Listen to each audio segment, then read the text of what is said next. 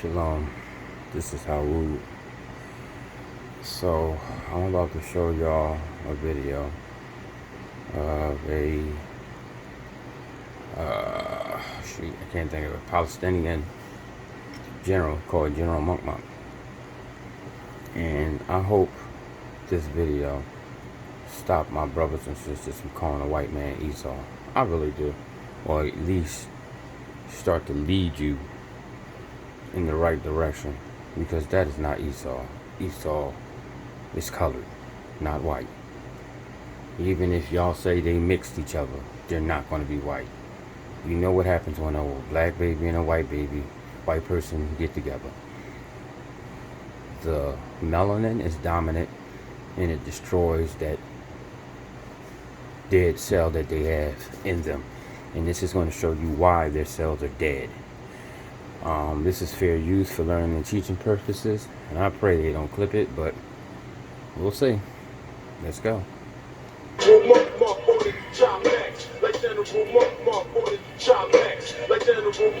gonna stop in between to show y'all things. It took Yaqub 600 years to manufacture his tribe of pale evil. Yaqub is in the Corbin Bible, just so you know. And if you notice, these people do look like Egyptians, but they're not. Just letting you know. Albinoids on the Isle of Pelon. And every imagination of their heart, and all of their actions, were wicked continuously. The evilness of the albinoids not only affected themselves, but also affected the other peoples of the world. The albinoids entered the holy city of Mecca in the year 9000, because Yaqub taught them that Mecca was their home. Once back in the city, it took only 6 months for the albinoids to cause chaos and war amongst the Ebenoid people. The king of the Ebenoid people realized that it was the albinoids who were causing all the trouble, and the king made a decree to exile the evil albinoids from amongst them. The king put his strongest, toughest, and most unyielding soldier in charge of exiling the evil albinoids from amongst the Ebenoid people. Like they do in the movies. This legendary soldier's name was General Monk. Although his name has been pronounced variously over time as General Monk and General Muhammad. Okay, now take a look at these people, right? These are the white men, right? The Hitler, perfect man, what he says, right? I want you to understand what I'm showing you. If you listen to the Admiral Byrd story and all the other stories that these demons are putting up there, they tell you about these tall, blonde hair, blue eye people living in the center of the earth, right? With this advanced technology. What do you think they're doing? They're lying. Right there. Just showing you some stuff. Here we go. General Monk rounded up all of the evil albinoids there in the east, and took them down to the edge of the desert, where they were stripped of everything, stripped of the sciences we taught them, stripped of our books they stole from us, and stripped of their clothing. But lambskin aprons were put on them to hide their nakedness. General Monk stripped them of everything, and left them with nothing but their language of telling lies and stealing. Who that sound like? Don't that sound familiar? Don't we know of people that look like that tell lies and steal and kill? But, you know, we got some of our people running around talking about that this Satan or devil is a spirit or an angel that got thrown out of heaven, where the Creator clearly tells you Lucifer is a damn man and a race of people came out of him. Start thinking, y'all. Think. Pray to the Creator for knowledge and understanding. General Monk put the evil albinoids in chains, and put cable tows around their necks, in preparation to drive them out of the land of light, across the burning hot sands of the desert into the mountains, hills, and caves of beasts in what is now called Europe. General Monk rode a white horse, and he carried a high-powered rifle, and a sharp sword of light. The other soldiers in the army of General Monk rode on camels, and they carried long sharp swords in their hands. Members of the army of General Monk were Ebenoid people who had fell a victim to the schemes of the evil albinoids, So this is how they Sorry. got them back, for the hard times they received from And the evil albinoids. General Monk. I'm sorry, I thought they said Palestinian, but it's Ebenoid, so I'm just letting you know, just making a correction. And I'm sorry about the moving leg itching. Monk and his army made the evil albinoids walk every step of the way, as they crossed the hot burning sands of the desert. General Monk would make the evil albinoids run when the sun was high in the sky at high noon. The evil albinoids would jump up and down, as their feet would burn on the hot sand. Ask an Ebenoid mason, when he crossed the burning sands, was he walking or riding? If he says he was walking, then he is a fool, because he was riding.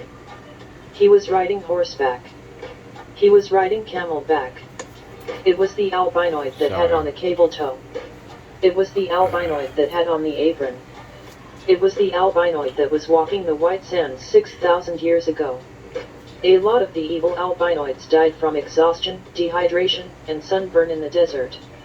General Monk expected all of the albinoids to die when he was running them out of the east, but those fools lived, brother, they lived. At night, General Monk would make the evil albinoids walk. They did not stop, day or night. If one of the albinoids fell to the sand, General Monk would take them by their head, and slay them right there on the spot, man or woman. Playing, right? It did not matter. That's They how did we not gotta stop. They did not take a break. The albinoids had to walk every step of the way until they reached an oasis 1,100 miles from where they started. At this oasis, General Monk allowed the albinoids to rest, eat, and drink some water, for they had another 1,100 miles to go before they reached their final destination. This was the first million-man march, when General Monk made a million albinoids march across the burning hot sands of the desert. After reaching the second oasis, the whole group of albinoids was acting savage like animals. Listen. General Monk had covered 2,200 miles and was in the land of what they now call Turkey. You notice they got a dog over there taking a shit. Once General Monk let the albinoids loose, the albinoids ran wild up into the caves and hillsides. Listen. They tore off their apron, walked on all fours, and lived a beastly way of life. General Monk and his army stayed there in Asia Minor, Turkey, and the Straits of the Dardanelles, to guard the border to make sure that the evil albinoids did not try to enter back into the land of peace. You see? Anytime one of the evil albinoids would try to ease out of the cave and try to make it back to the land of light, General Monk would cut off their head. The army of General Monk would become the Turks, and after a while, the Turks would go across the border just to take heads off. Any albinoid they caught trying to come back across the border, whoop, off went their head.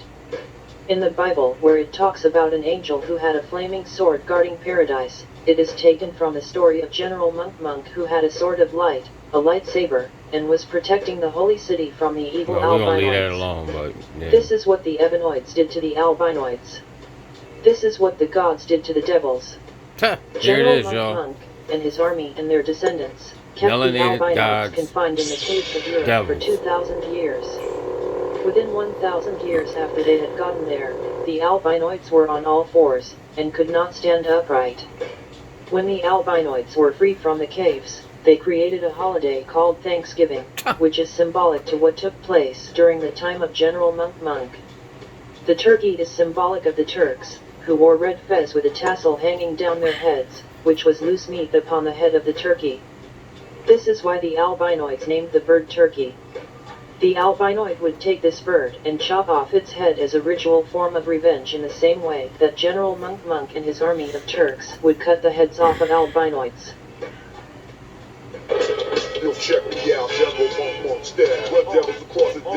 So, thus says the Most High, I will send a people who you nor your fathers have known. Thus says the Most High, I will send a people who you, that's not you, but you know what I mean, nor your fathers. It means anybody from your line, from the beginning to present day, has not known a people of fierce countenance, What did they do when they got into the city? They caused wars, violence, trouble. A people of fierce countenance, which won't regard the woman of old or the child or the young child. And he shall put a yoke of iron upon your neck until thou be destroyed. What the hell did they have on their necks? They don't invent nothing, they copy. The Most High will send a people who you nor your fathers have known.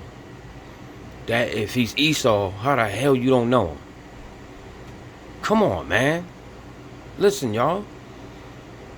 If they are Esau, would you not know your brother? He said, I'm sending a people you won't know.